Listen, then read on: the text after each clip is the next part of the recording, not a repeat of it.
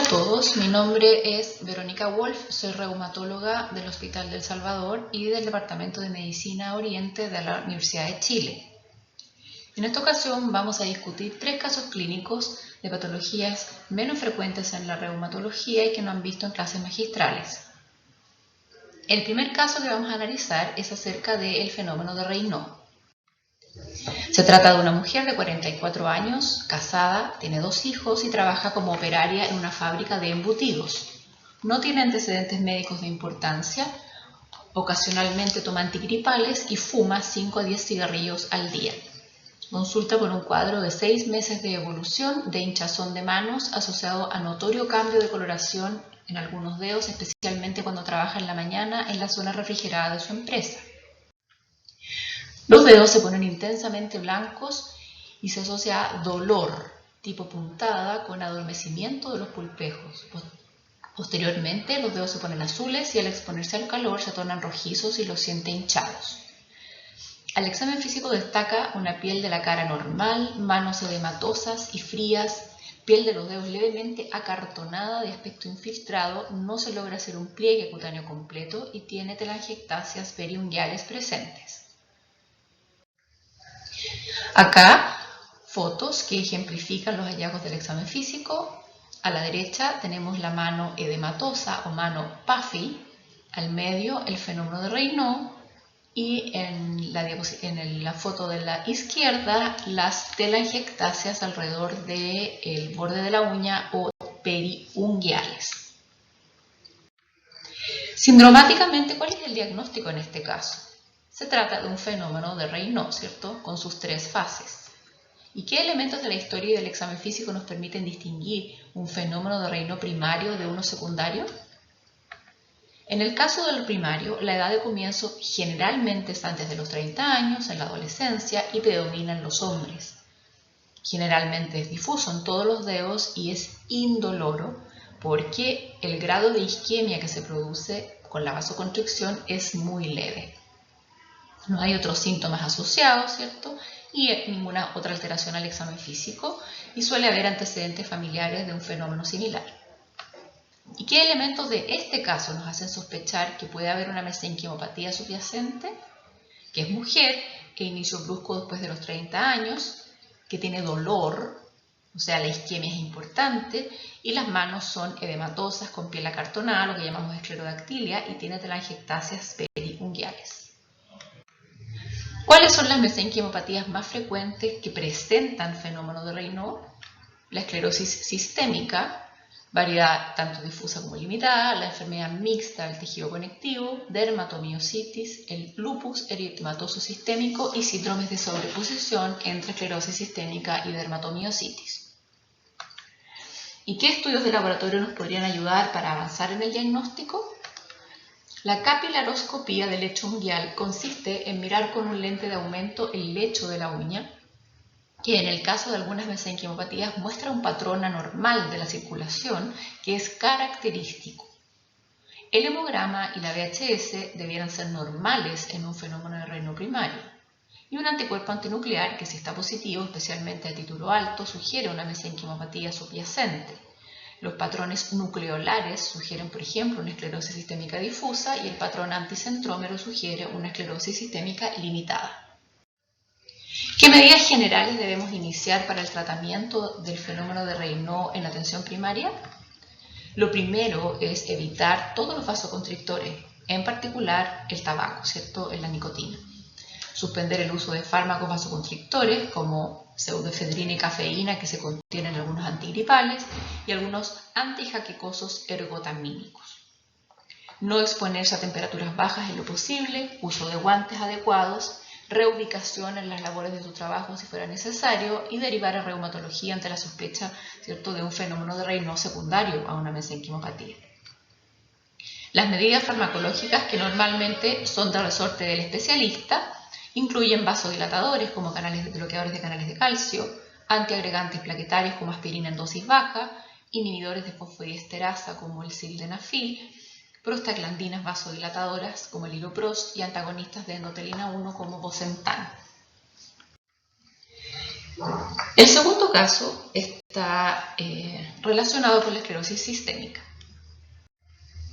En este caso es una mujer de 55 años con antecedentes de hipertensión en tratamiento con enalapril, no fuma y no tiene otros antecedentes relevantes. Consulta por un cuadro de pirosis que se inició hace más de un año, de predominio postprandial y nocturno, que ha ido en franco aumento y a veces la despierta en la noche. Se asocia a distensión abdominal y diarrea frecuente, más de 4 veces por semana, de más de 6 meses de evolución. Ha bajado 10 kilos de peso en el último año con apetito conservado.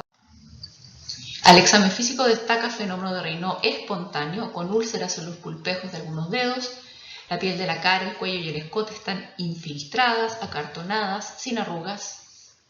En la boca destaca microstomía y rágades. En las extremidades superiores destaca esclerodactilia muy notoria, piel infiltrada y acartonada que se extiende por encima de los codos. La piel del tórax y el abdomen también está acartonada e infiltrada. Al examen pulmonar tiene crépitos en las bases pulmonares y se observa enflaquecida.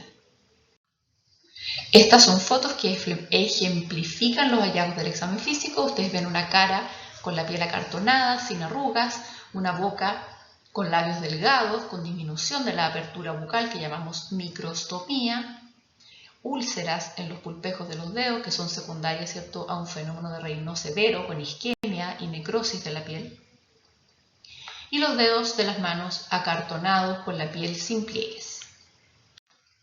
Desde el punto de vista sindromático, esta paciente, ¿por qué consulta? Por reflujo gastroesofágico y diarrea crónica. Los hallazgos del examen físico, ¿a qué patología subyacente nos orientan? Esclerosis sistémica, variedad difusa. ¿Y cómo se clasifica la esclerosis sistémica?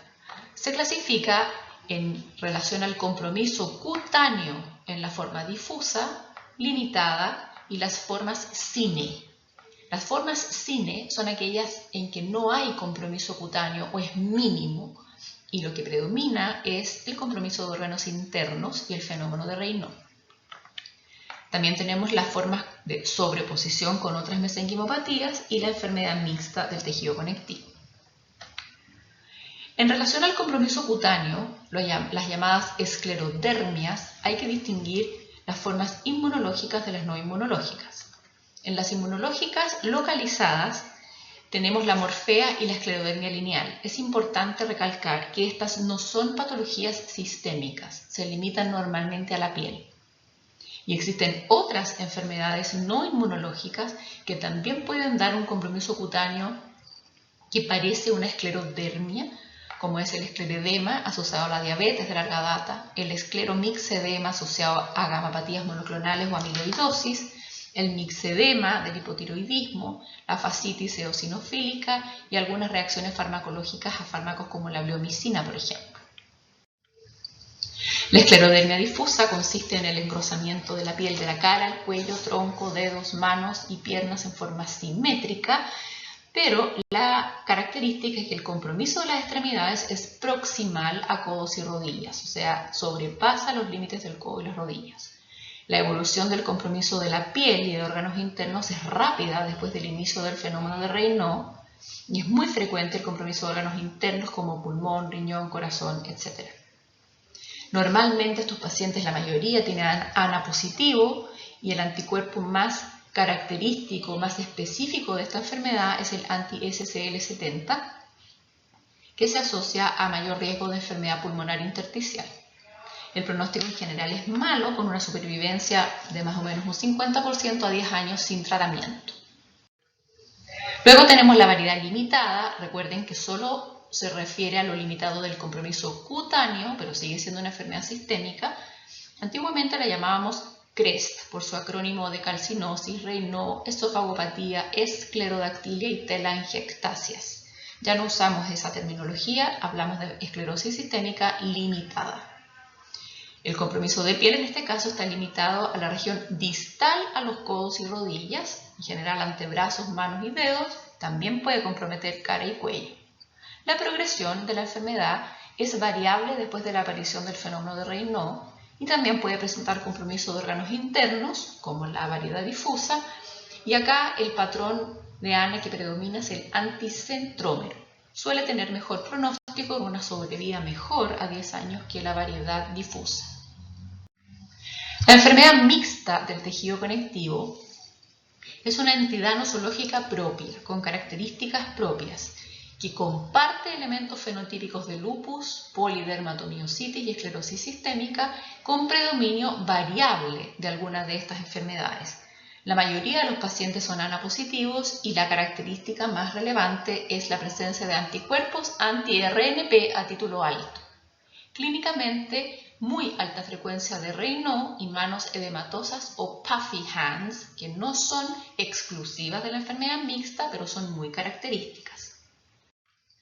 ¿Y cuáles son las complicaciones viscerales más frecuentes de la esclerosis sistémica? En las pulmonares tenemos la enfermedad pulmonar intersticial y la hipertensión pulmonar, trastornos digestivos como la dismotilidad esofágica con reflujo gastroesofágico, gastroparesia, hipomotilidad del colon, sobrecrecimiento bacteriano, con un síndrome de asa ciega y diarrea por esta causa, mayor incidencia de esófago de Barrett y adenocarcinomas.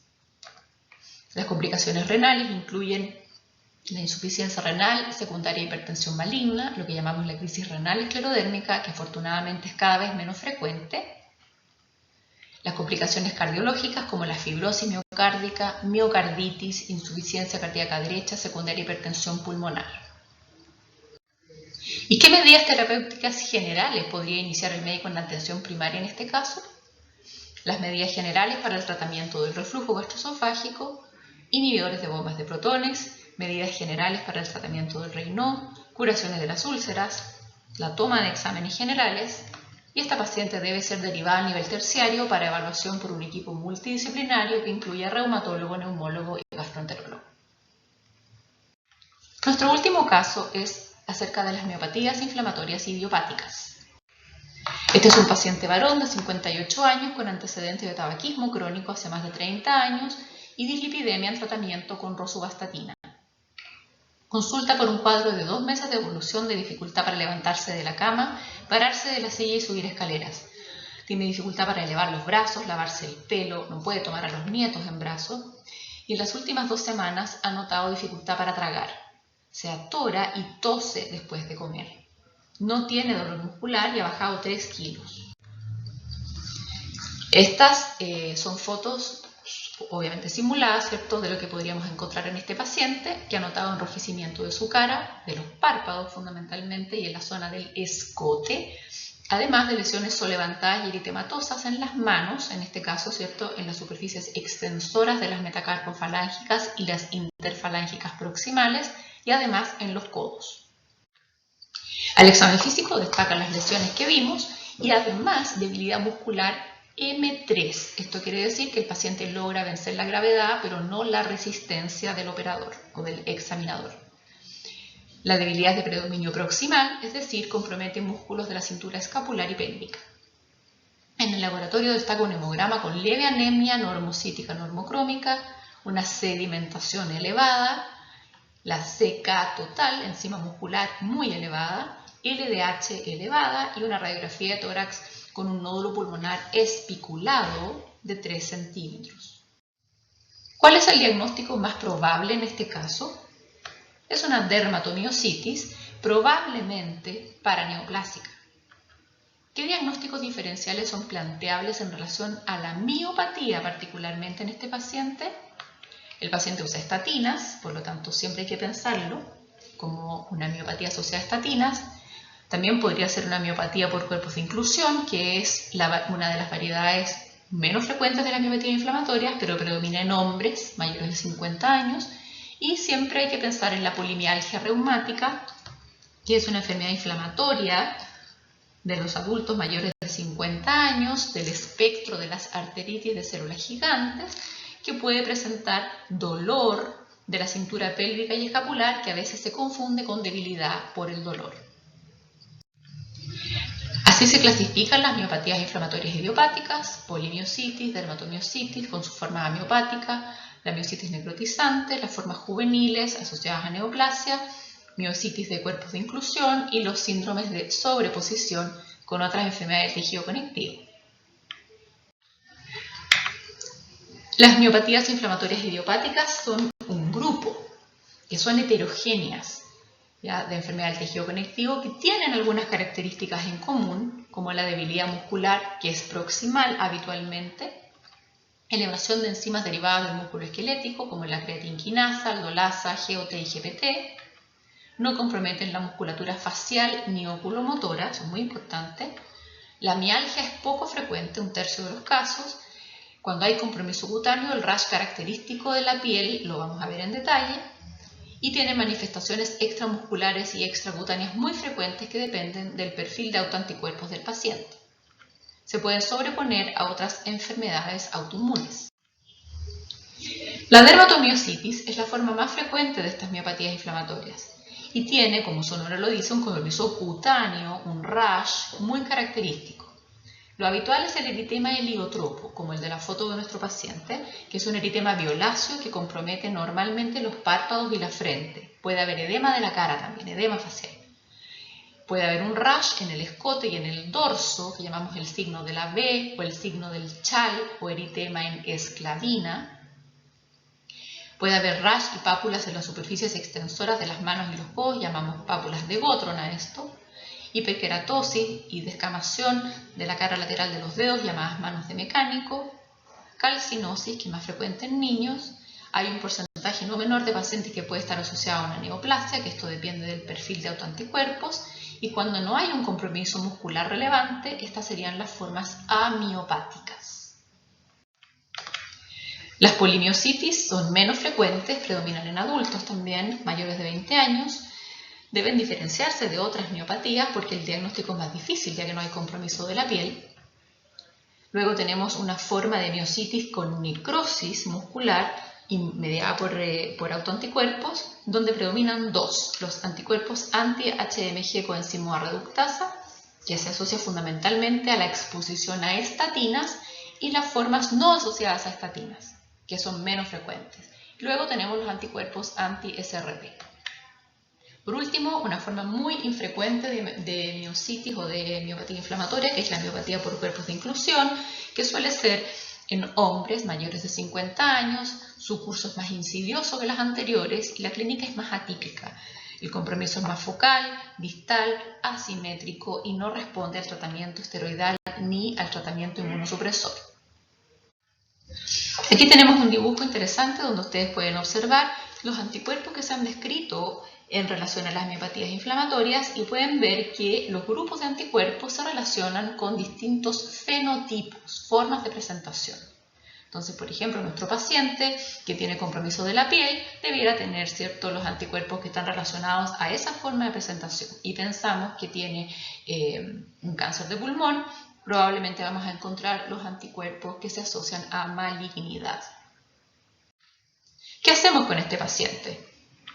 Debe ser hospitalizado para el estudio con marcadores autoinmunes específicos, eventualmente una electromiografía y biopsia muscular, además de aclarar si existe una neoplasia. ¿Pero por qué hospitalizarlo? Porque requiere tratamiento esteroidal intravenoso, porque la disfagia que presenta el paciente, esto que se atora cuando come, que tose, ¿cierto?, es un signo de gravedad, porque tiene riesgo de neumonía aspirativa. Entonces, este paciente hay que hospitalizarlo. Gracias, eso era todo por ahora.